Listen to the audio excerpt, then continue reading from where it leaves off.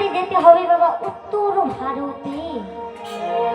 উত্তর ভারতে একটা গ্রাম মাগো, যেই গ্রামের নাম জাগারিয়া গ্রাম। সেই গ্রামে বিভিন্ন শ্রেণীর মানুষ, কোথাও ধনী ব্যক্তি, কোথাও গরিব ব্যক্তি, কোথাও ব্রাহ্মণ ব্যক্তি, কোথাও শূদ্র ব্যক্তি, বিভিন্ন জাতি, বিভিন্ন ইকোনমিক পরিস্থিতির মানুষ বাস করে।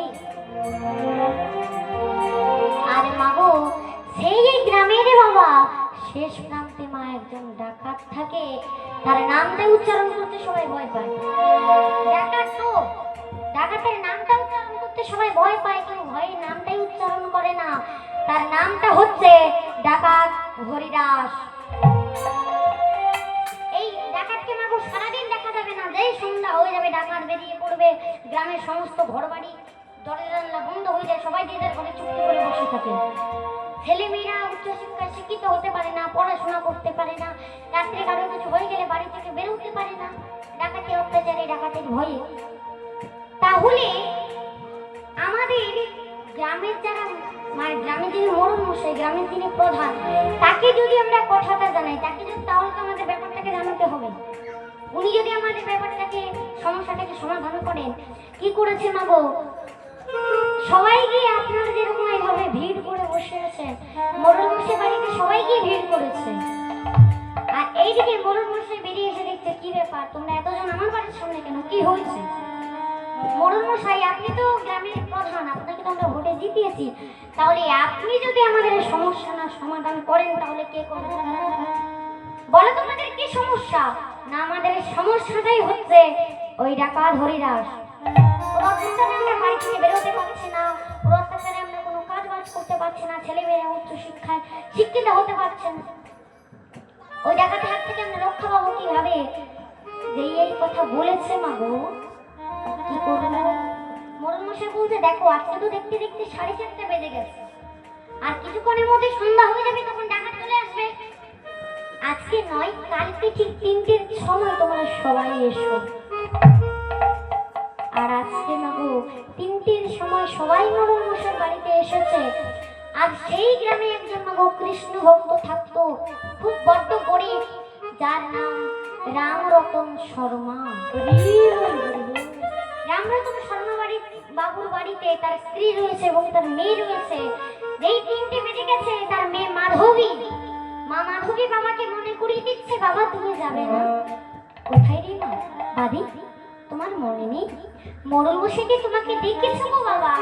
মানে আমি তো হত দরিদ্র গরিব, ভিক্ষা করলে তো আমার সংসার চলে, আমি না গেলে কিছুই হবে না। তা বললে হয়? মোড়ল মশাই তোমাকে ডেকেছে, তার তো একটা সম্মান আছে। তোমায় যখন ডেকেছে বাবা, তাহলে তোমাকে যেতে হবে। মারি আমি যদি চলে যাই মোড়ল মশাইয়ের আলোচনা সভায়, তাহলে ভগবানের সন্ধ্যা আরতির কি হবে? সন্ধ্যা আরতি কি করবে? বাবা একদিন না হয় আমি সন্ধ্যা আরতি করে দেবো, একদিন আমি সন্ধ্যা আরতি করে দেবো, তুমি যাও। কি করেছে মাগো, বৃদ্ধ রামরতন শর্মা বাবু লাঠিটাকে নিয়ে ঠুকতে ঠুকতে এসে সবার পেছনে গিয়ে বসেছে। সবার পেছনে গিয়ে বসেছে। মোড়ল মশাই এরকম মাঝে একটা চেয়ারে বসে বলছে, বলো তোমাদের সমস্যাটা কি? আমাদের সমস্যা হচ্ছে ওই ডাকাত হরিদাস। এবার আপনি বলুন মোড়ল মশাই, ওর হাত থেকে আমরা রক্ষা পাবো কিভাবে? বলছে আমি বলবো না, আগে তোমরা বলো তোমাদের বুদ্ধিতে কি কাজ হয়। তোমাদের বুদ্ধিতে যদি কোনো কাজ না হয় তাহলে আমি বলবো, বলো। তখন একজন ছেলে বলছে, মোড়ল মশাই আমার মাথায় একটা ভালো বুদ্ধি আছে। কি বুদ্ধি? যে কোনো মানুষ যদি চুরি করে, কিসের জন্য চুরি করে মা? কিসের জন্য বাবা? তার পেটের জন্য, অভাবের জন্য, এই জন্য তো চুরি করে মা। তাহলে ও যদি আমরা অভাবটাকে যদি আমরা মিটিয়ে দেই, তাহলে ও যদি অভাবটা মিটিয়ে দিলে ও আর চুরি করবে না। অভাবের জন্য তো চুরি করে, টাকা পয়সা নেই, খেতে পায় না, এই জন্য চুরি করে।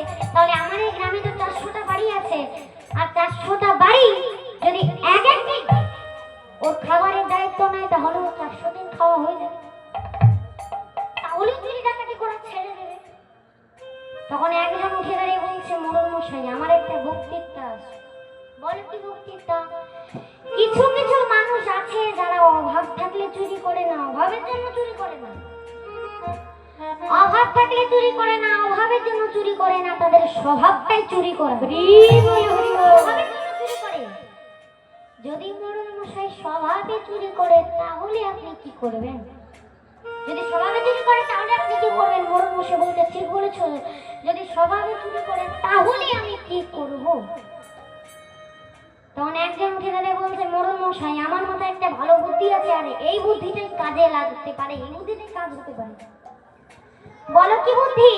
না, ডাকাত যে চুরি করে সারাদিনের শেষে সন্ধ্যাবেলায় চুরি করে, ওর বাড়িতে ও একা থাকে, ওর মাও নেই, বাবা নেই, স্ত্রী পুত্র আত্মীয় স্বজন কেউ নেই। মা বাবা স্ত্রী পুত্র নেই, তাতে কি হয়েছে? মোড়ল মশাই আমি ভাবছিলাম ওর যদি একটা বিয়ে দিয়ে দেওয়া হয়, ওর যদি একটা বিয়ে করিয়ে দেওয়া হয়, তাহলে যদি ওর স্বভাবটা পরিবর্তন হয়ে যায়। দেখবেন না কিছু কিছু ব্যক্তি আছে যারা বিয়ের আগে রয়্যাল বেঙ্গল টাইগার, আর বিয়ের পরে ভেড়া বেড়ালের মতো মেয়ামি করতে করতে চলে যায়।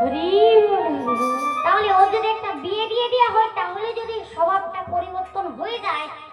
যেই এই কথা বলেছো না গো, সবাই মিলে চিৎকার করে বলে উঠলো, হ্যাঁ ঠিক বলেছো, তুমি ঠিক বলেছো। চিৎকার করে বলে উঠলো, নিতাই গুরু কৃষ্ণ দেবানন্দে তুমি ঠিক বলেছো। ডাকাতে একটা বিয়ে দিয়ে দিলেও স্বভাবটা পরিবর্তন হয়ে যাবে। কিন্তু মোড়ল মশাই, ডাকাতের সঙ্গে তার মেয়ের বিয়েটা দেবে কি? কেউ তো আর ইচ্ছে করে তার মেয়েকে ডাকাতের সঙ্গে বিয়ে দেবে না। দেখবেন না যখন মেয়ের বিয়ে দিয়ে দেওয়া হয়, মেয়ের বাড়িতে আগে জিজ্ঞেস করে ছেলে কি কাজ করে। তাহলে যদি বলে ছেলে চুরি করে মেয়ের বিয়ে দেবে, আগে একটা জুতো খুলে চড় দিবে, তারপরে বলে ছেলে চুরি করে বিয়ে দিতে এসছো।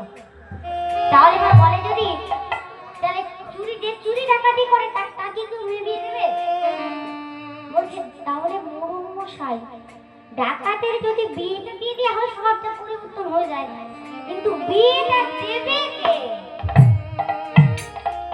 একজন উঠে দাঁড়িয়ে বলছে, মোড়ল মশাই আমি যতদূর একজনের খোঁজ জানি, বড্ড গরিব, খেতে করতে পাই না, ওর একটা মেয়ে আছে, এখনো পর্যন্ত বিয়ে দিতে পারিনি।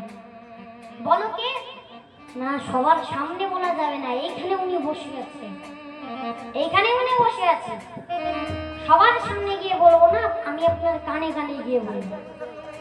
মোড়ল মশাই কানটা ধরে বলছে, মোড়ল মশাই দেখুন না, তাকে দেখুন, দেখুন না পিছন তাকে দেখুন, ওই যে পেছনে বসে আছে বৃদ্ধ রামরতন শর্মা বাবু, খেতে পাই না, পড়তে পাই না, বড্ড গরিব, টাকা পয়সা নেই। আমি যতদূর জানি তার মেয়ে কি এখনো পর্যন্ত বিয়ে দেয়নি, অনেক বড় মেয়ে।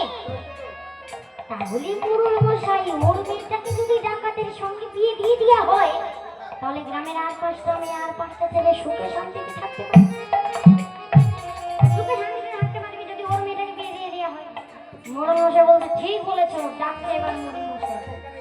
এই রে তোমাকে বলছি, সবার পেছনে বসে আছে, এই যে উঠে এসো, তোমাকেই আমি বলছি উঠে এসো। বৃদ্ধ রামরতন শর্মাবাবু কি করছে, হাতের লাঠিটাকে রেখে এসে হাতটা জোড়ো করে বলছে, আগে হুজুর কিছু বলছেন, আমি বলতে চাইছি তোমার বাড়িতে কে কে আছে, বলো তোমার বাড়িতে কে কে আছে। আগে হুজুর আসতে একটু দাঁড়াও, আমার বাড়িতে আমার স্ত্রী এবং আমার একটা বাচ্চা মেয়ে, 14 বছরের মেয়ে রয়েছে। ও মেয়ে রয়েছে, তার এখনো পর্যন্ত বিয়ে দিতে পারোনি কেন? বিয়ে দাও কেন? জানেন তো হুজুর বড্ড গরিব, টাকা পয়সা নেই, তাই মেয়ের বিয়ে দিতে পারিনি।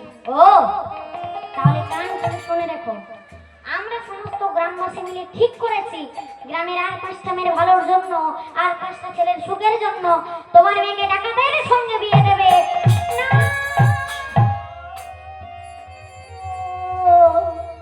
ও কথা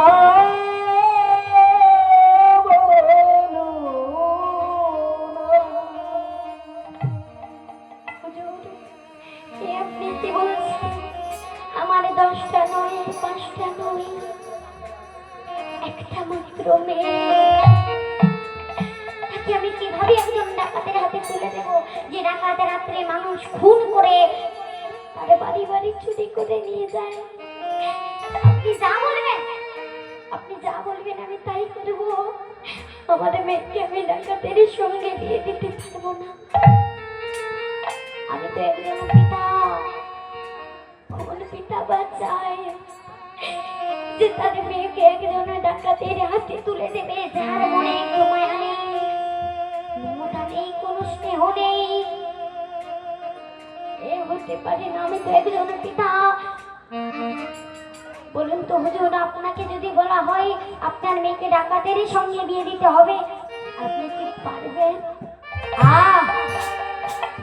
তোমার সাহস দেখে আমি অবাক হয়ে যাচ্ছি।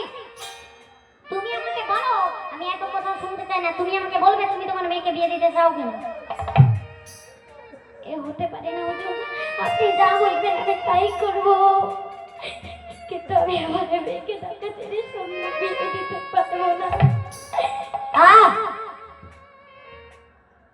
তোমার সাহস দেখে আমি অবাক হয়ে যাচ্ছি। তুমি আমার মুখের উপরে বলছো বিয়ে দিতে পারবে না?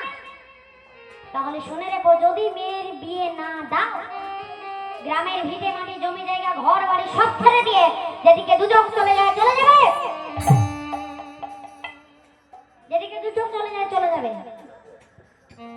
এই কথা বলেছে না বৃদ্ধ রামরতন শর্মা বাবু বলছে, একটাই মাত্র তো ভাঙাচোরা ঘর, ওটাকে ছেড়ে কোথায় যাব, কোথায় গিয়ে থাকবো?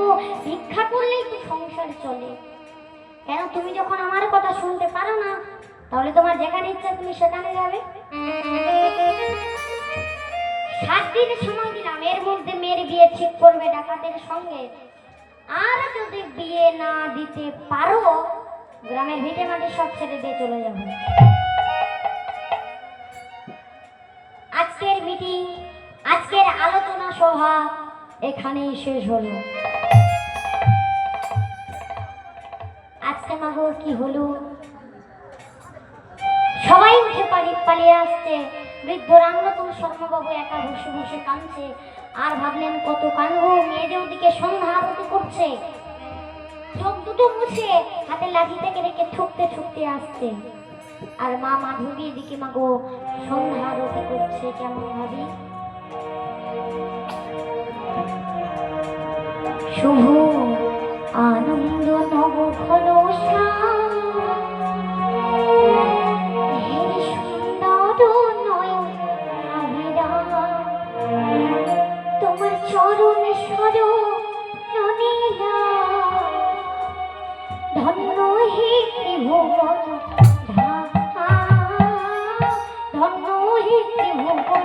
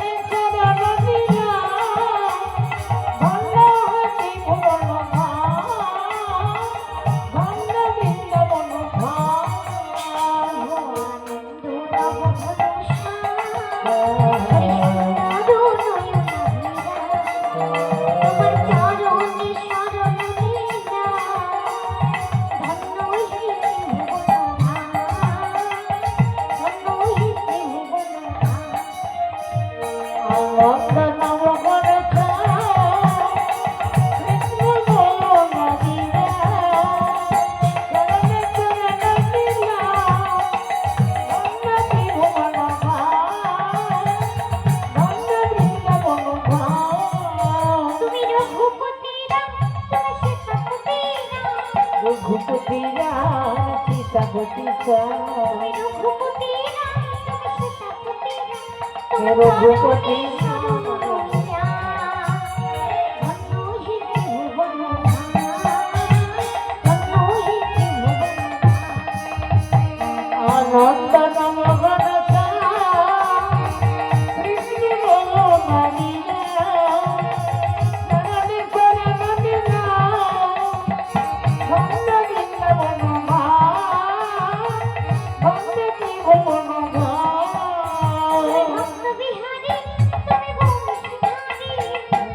বিহারি বংশীধারী,